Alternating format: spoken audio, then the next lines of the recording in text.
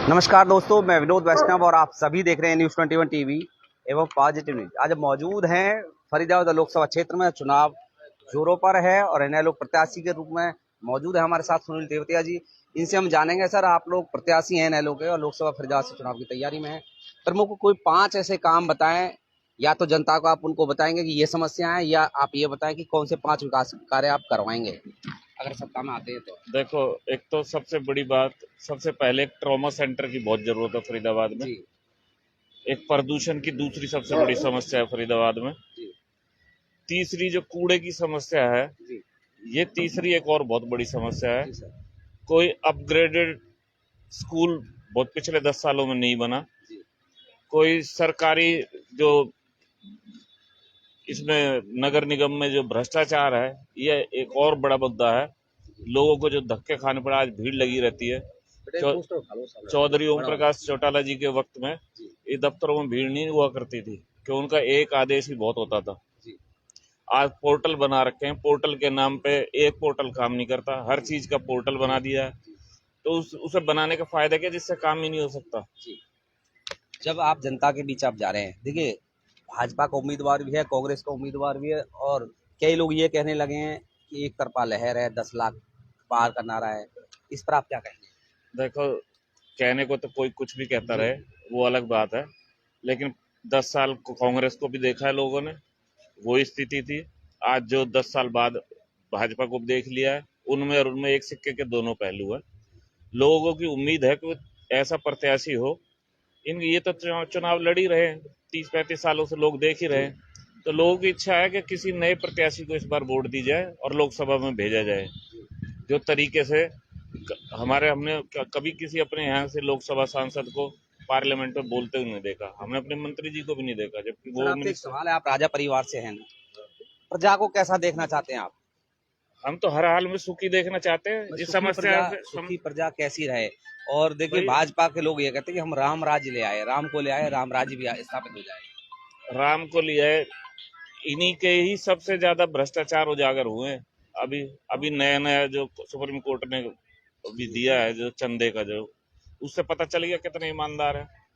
और 19 घोटाले हैं करीबन हरियाणा सरकार के, जिनमें 4-5 की रिपोर्ट जांच के बाद सरकार के पास पड़ी हुई है। 5 महीने हो गए, सरकार ने वो जारी नहीं की। क्यों नहीं की? क्योंकि उसमें चीफ मिनिस्टर, डिप्टी सीएम और कई मिनिस्टर फंसे हैं। हिम्मत है तो सार्वजनिक करके दिखाए। इनेलो प्रत्याशी सुनील तेवतिया को वोट क्यों दिया जाए? आप बेहतर क्यों हैं अन्य उम्मीदवारों से? देखो, एक तो मेरे परिवार की पृष्ठभूमि ऐसी रही है जी कि मेरे 4 पीढ़ियां राजा बलराम सिंह से लेकर राजा नाहर सिंह तक इस देश पे कुर्बान हुए हैं। जी समाज सेवा ही हमारा लक्ष्य रहा है। जी चुनाव लड़ने का कारण ये था कि अगर सत्ता मिलती है तो वही कार्यक्रम जो हम करते हैं, उसे हम बेहतर ढंग से लोगों के बीच जा सके, उनके काम कर सके। काम अब भी करते हैं, लेकिन तब करने का तरीका अलग हो जाता है जब शक्ति हाथ में हो, सत्ता हाथ में हो, तो उससे बेहतर सर, परिणाम मिलते हैं। नामांकन कब होगा? कौन कौन आपके नामांकन में आएंगे? हमारे नामांकन में जहां तक है, रामपाल माजरा जी तो आएंगे ही। प्रदेश उसके अध्यक्ष अलावा, जी, हाँ, प्रदेश अध्यक्ष जी। और उसके अलावा कौन आएगा ये शाम तक अभी क्लियर हो जाएगा। कल कब भरेंगे। करेंगे? कल किस कल समय? कल सुबह 10 बजे के करीब। तो एक रोड शो करते हुए जाएंगे या भीड़ के साथ जाएंगे, नहीं नहीं या सिंपल तरीके से 4-5 लोग नहीं, जाएंगे एक करके? सभा रखी है हमने यहीं सामने, अच्छा। रामलीला मैदान में। तो पहले हम जाकर नॉमिनेशन करके आएंगे, उसके बाद सभा को संबोधित अच्छा सर, करेंगे। लगभग 20 दिन शेष रहे हैं, 20-22 दिन शेष रहे हैं, क्योंकि 2 दिन पहले चुनाव प्रचार खत्म भी हो जाता है। किस तरीके से पूरे फरीदाबाद लोकसभा क्षेत्र में आप लोगों से मिलेंगे? क्या कोई कार्यक्रम निर्धारित किए हैं? किस तरीके से आपकी कोई रणनीति है जो आप लोगों तक बताना चाहें? देखिए, हम सुबह से शाम तक, हम 5 तारीख से कार्यक्रम की, हालांकि शुरुआत तो हम जी फरवरी से कर चुके हैं, जी लेकिन फिर भी ऑफिशियल तरीके से हम हतीन से शुरुआत कर रहे हैं। एक दिन में एक विधानसभा को लेंगे, 10-12 गाँव को, और शाम को हम शहरों में घूमेंगे। क्योंकि देहात में शाम को जाने में थोड़ी सी होती है, लोग जल्दी सो जाते हैं, तो इसलिए दिन में 10-12 गांव या 15 गांव जितने हम कर पाएंगे, तो एक विधानसभा में एक दिन लगाएंगे। दूसरे दिन जैसे होडल विधानसभा में लगाएंगे 10-12 गांव में। ऐसे 9 दिन में 9 विधानसभा निपटाने के बाद हम फिर शुरुआत करेंगे वहीं से, ताकि हर विधानसभा में हम कम से कम 25-25 गांव, बड़े बड़े, और उनके साथ छोटे गांव जो 3-4 हैं, जिनको नंगला कहते हैं, उनको भी साथ जोड़ लेंगे। कोई अपील करना चाहेंगे लोगों से आप? भाई, यही अपील करना चाहूंगा कि सबको देखा बार बार, इस बार देखो सुनील तेवतिया को, पढ़े लिखे हैं, और भैया लालच तो कोई रहा नहीं कभी, ना किसी तरह प्रकार का कोई दाग रहा है जिंदगी में, खूब लोगों की सेवा की है, आगे भी बहुत अच्छे से करेंगे अगर मौका जनता देगी तो।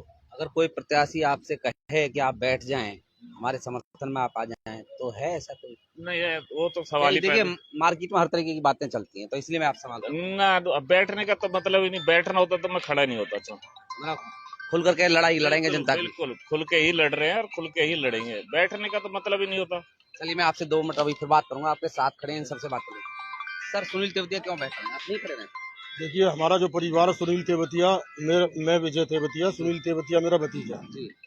और हमारे परिवार ने 4 पीढ़ियों ने बहुत बड़ी बड़ी कुर्बानी दी, जिनके साथ वाल्मीकि समाज ने भी कुर्बानी दी, सैनी समाज ने भी कुर्बानी दी, तो इसलिए बहुत बेहतर है। आप कुछ कहना चाहेंगे? कोई और कोई कहना चाहेगा सुनील तेवतिया के लिए? कोई भी व्यक्ति? चलिए, आप सीधे तौर पर जुड़ रहे हैं लाइव तस्वीरों में सुनील तेवतिया जी के यहाँ से। आप लाइव तस्वीरें देख रहे थे। लोकसभा प्रत्याशी हैं Indian National Lokdal party Faridabad से। और कुछ आप कहना चाहें अपने वोटर से, अपनी जनता से, महिलाओं से कुछ कहना चाहें अंत में? देखिए, जो जिस भाजपा को हमारे प्रत्याशी ये कहते रहे कि तुम तो मोदी के नाम पे वोट देते, मुझे थोड़ी देते हो, तो लोगों को समझ जाना चाहिए जब प्रत्याशी ऐसी बातें करने लगे तो वो कितना कारगर सिद्ध होगा लोगों के लिए, ये समझ सकते हैं आप।